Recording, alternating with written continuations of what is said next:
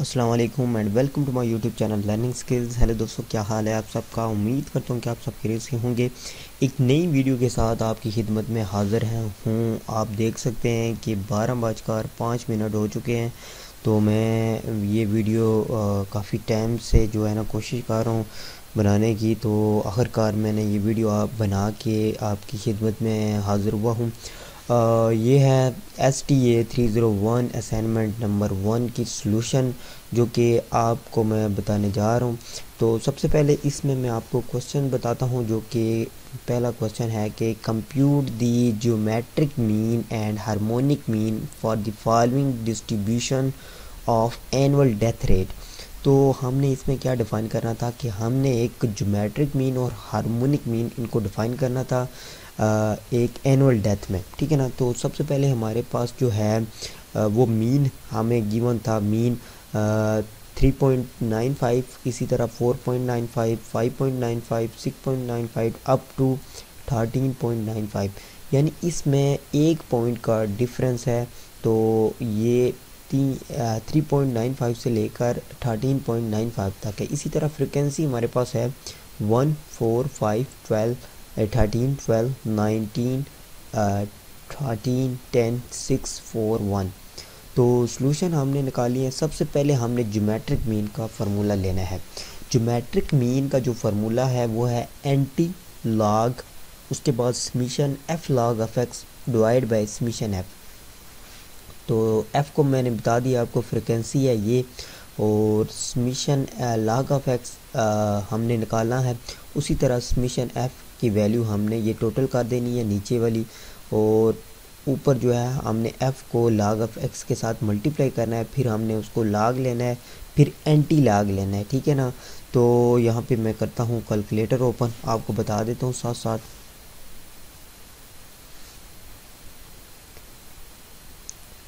तो यहाँ पे कैलकुलेटर ओपन हो रहा है। तो यहाँ पे हमने चार जो हैं हमने टेबल क्रिएट करना है। कॉलम हमने चार रखने हैं, एक एक्स का रखना है, दूसरा एफ़ का रखना है, ये दोनों हो गए। उसके बाद हमने क्या करना है, लॉग ऑफ एक्स और एफ़ लॉग ऑफ एक्स हमने ये रखना है, ठीक है। सबसे पहले मैं यहाँ पे एक्स की वैल्यू दे दूँगा, उसके बाद एफ़ की वैल्यू दे दूँगा, और उसके बाद जो मैं वैल्यू दूँगा वो है लॉग ऑफ एक्स की। लॉग ऑफ एक्स की मैं सिंपल आपको बता देता हूँ कैसे आपने लगाना है।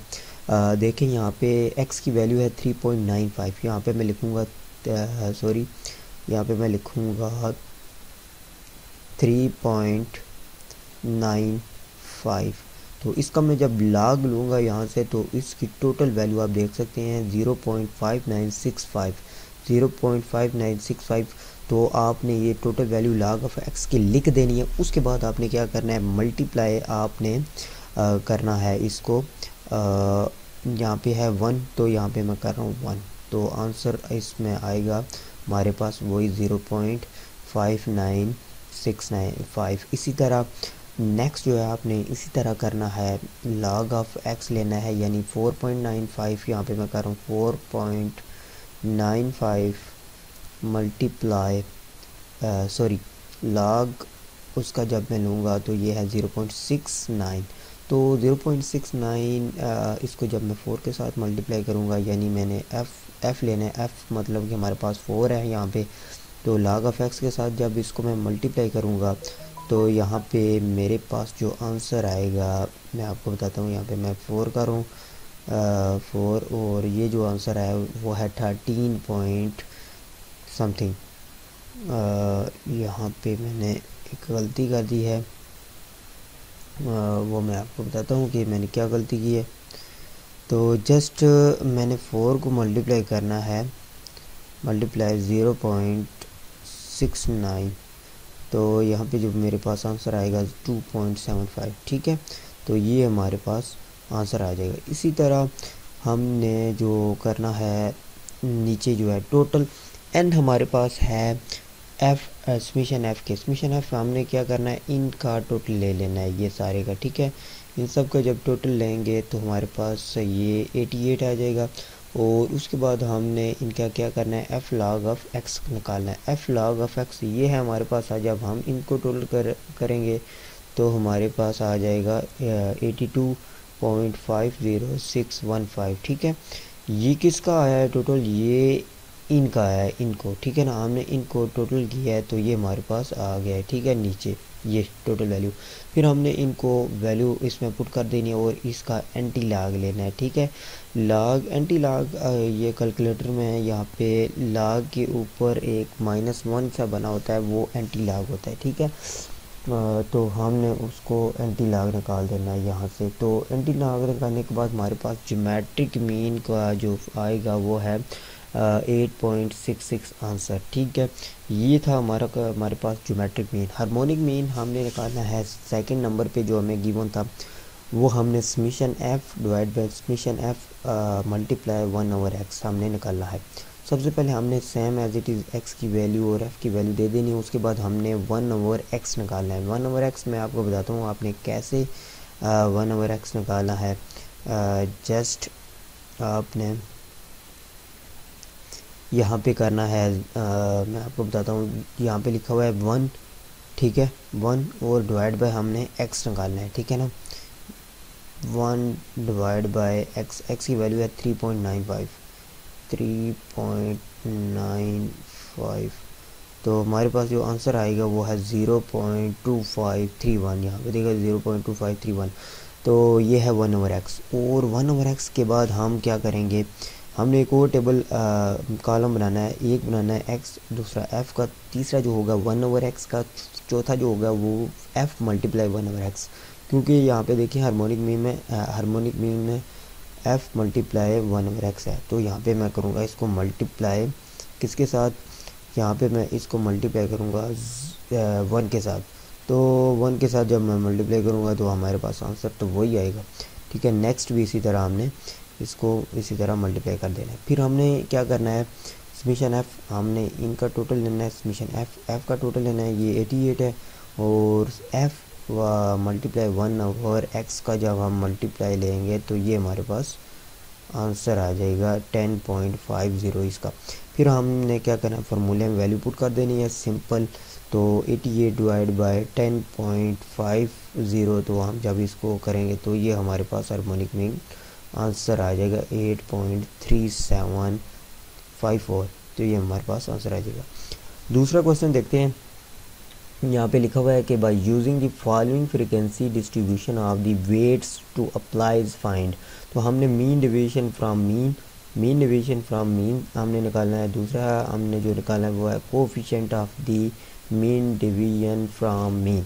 तो हमने coefficient of the mean division from mean ये भी निकाला है। तो आपने फार्मूले लाजमी याद रखने हैं, क्योंकि फार्मूले ही की मदद से ये क्वेश्चन होंगे। अगर आपको फार्मूला याद नहीं है तो आप ना ही टेबल ये क्रिएट कर सकेंगे, ना ही आप वो क्वेश्चन सॉल्व कर सकेंगे। सबसे पहले हमें जो वेट गिवन है वो है 65 से लेकर 84, फिर 85 से लेकर 104, फिर 104 से लेकर 124, इसी तरह 125 से लेकर 144 से, इसी तरह ये हमारे पास आएगा वेट मीन डिवीजन में, ठीक है ना। उसके बाद हमारे पास फ्रिक्वेंसी 9, 10, 17, 10, 5, 4, 5। तो हम जब इसकी सोल्यूशन निकालेंगे तो हमने जो टेबल बनाना है वो हमने फार्मूले की ही मदद से ये टेबल क्रिएट करना है।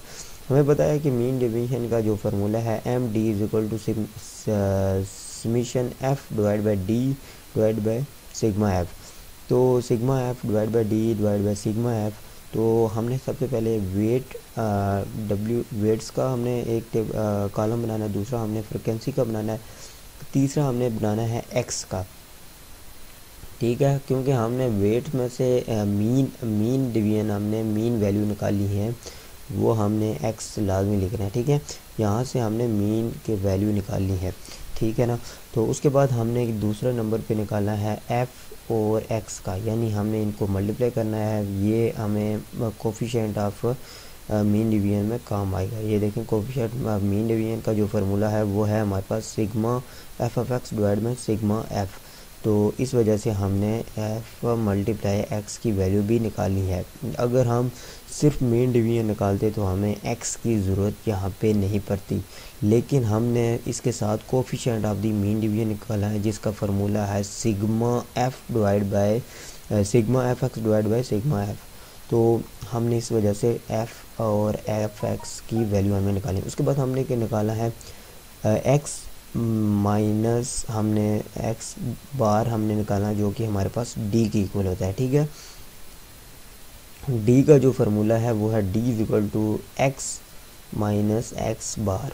उसके बाद हमने डी का डेरिवेटिव निकालना है, उसके बाद से एफ ऑफ डी, तो हमने ये निकाला है। सबसे पहले मैं आपको बताता हूँ कि हमने यहाँ पे x की वैल्यू कैसे निकाली, जो कि यहाँ पे है 74.5। तो मैं कैलकुलेटर निकालता हूँ, यहाँ पे मैं आपको बताता हूँ कि हमने इसकी वैल्यू कैसे निकाली। सबसे पहले 65 प्लस 84 निकालेंगे हम। यहाँ पे निकालेंगे यहाँ पे मैं करता हूँ 65 प्लस 84, ये हमारे पास आ जाएगा 149। इसको हम डिवाइड बाय 2 करेंगे।